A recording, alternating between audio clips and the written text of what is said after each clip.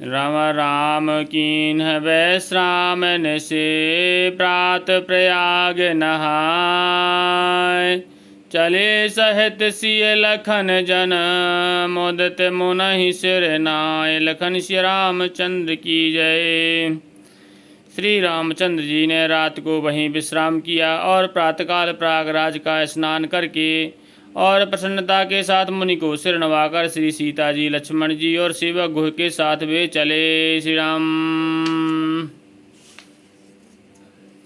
मंगल भवन मंगल हारी द्रवहु सुदशरथ अजर बिहारी।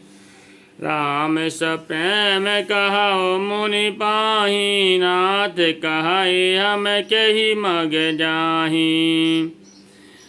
मुनि कहे बेहस राम सन कही। सुगम सकल मग तुम कहूँ आहही। चलते समय बड़े प्रेम से श्री रामचंद्र जी ने मुनि से कहा, हे नाथ बताइए हम किस मार्ग से जाएं। मुनि मन में हंसकर श्री रामचंद्र जी से कहते हैं कि आपके लिए सभी मार्ग सुगम हैं। श्री राम।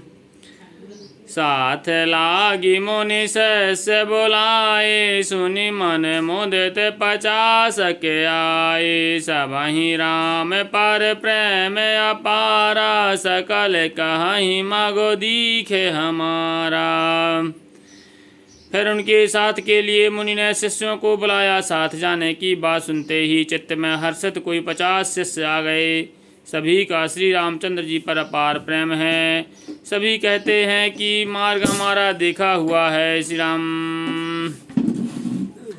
मुनि बटु चार संग तब दीन। जिन बहु जन्म सुकृत सब कीन। करि प्रणाम ऋषि आयस पाई। प्रमोदत हृदय चले रघुराई। तब मुनि ने चुनकर 4 ब्रह्मचारियों को साथ कर दिया, जिन्होंने बहुत जन्मों तक सब सुकृत पुण्य किए थे। श्री रामचंद्र जी प्रणाम कर और ऋषि की आज्ञा पाकर हृदय में बड़े ही आनंदित होकर चले। श्री राम। ग्राम निकट जब निक सही जाई। देखहि दरसु नारी नर धाई। होहि सनाथ जन्म फल पाई। फिरहि दुखित मनु संग पठाई। जब वे किसी गांव के पास होकर निकलते हैं तब स्त्री पुरुष दौड़कर उनके रूप को देखने लगते हैं। जन्म का फल पाकर वे सदा के अनाथ सनाथ हो गए और मन को नाथ के साथ देखकर शरीर से साथ न रहने के कारण दुखी होकर लौट आते हैं। श्री राम। विदा किए बटु बिनाय करे। फिरे पाए मन काम। उतर नहाए जमुन जल।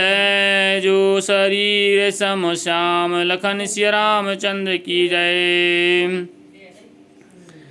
तदंतर श्री रामचंद्र जी ने विनती करके चारों ब्रह्मचारियों को विदा किया। वे मन ही मन चाही वस्तु अनन्य भक्ति पाकर लौटे। यमुना जी के पार उतर कर सबने यमुना जी के जल में स्नान किया, जो श्री रामचंद्र जी के शरीर के समान ही श्याम रंग का है था। श्री राम।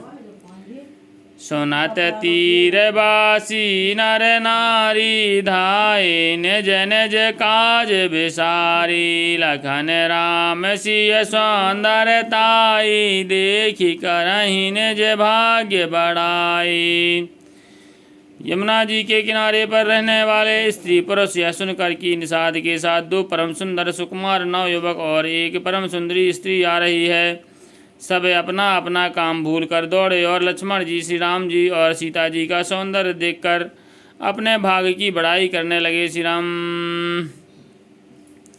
अति लाल सा बसहि मन माही। नाउ गाँव बूझत सकुचाही। जेतन महु बय बिरध सयाने।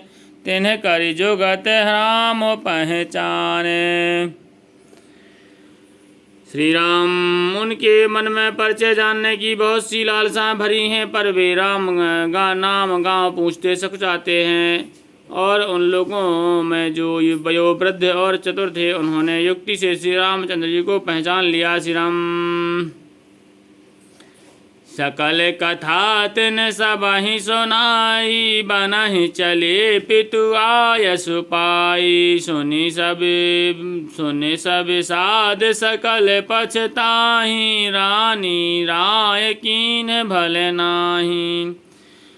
उन्होंने सब कथा सब लोगों को सुनाई कि पिता की आज्ञा पाकर ये वन को चले हैं। यह सुनकर सब लोग दुखित हो पछता रहे हैं कि रानी और राजा ने अच्छा नहीं किया। तहीं अवसर एक तापस आवा, तेज पुंज लघु बयस सुहावा। कभी अलखित गति वेश विरागी, मन क्रम बचन राम अनुरागी। उसी अवसर पर वहाँ एक तपस्वी आया जो तेज का पुंज, छोटी अवस्था का और सुंदर था। उसकी गति कभी नहीं के जानते, अथवा वह कवि था जो अपना परिचय नहीं देना चाहता था। वह बैरागी के वेश में था और मन वचन तथा कर्म से श्री रामचंद्र जी का प्रेमी था।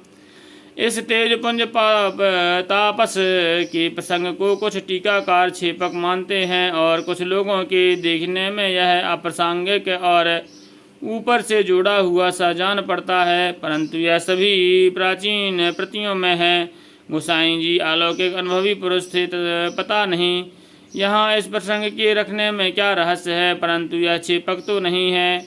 इस तापस को जब कभी अलखित गति कहते हैं तब निश्चय पूर्वक कौन क्या कह सकता है। हमारी समझ से ये तापस या तो श्री हनुमान जी थे अथवा ध्यानस्थ तुलसीदास जी। श्री राम सजल नयन तन पुलक निज, इष्ट देव पहचान। पर उदंड जिम धरन तल, दशा न जाय बखान। लखन श्री रामचंद्र की जय, पवन सुत हनुमान की जय। गोसाई तुलसीदास की जय, बोलो भाई सब संतन की जय।